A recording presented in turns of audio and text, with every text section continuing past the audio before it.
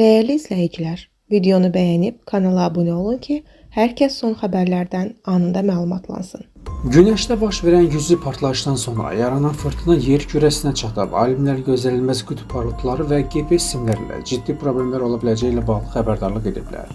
Xəbər verilir ki, fırtına nəticəsində şimal işıqları qütb parıltısı adətən müşahidə olunmadığı bölgələrdə də görünə bilər.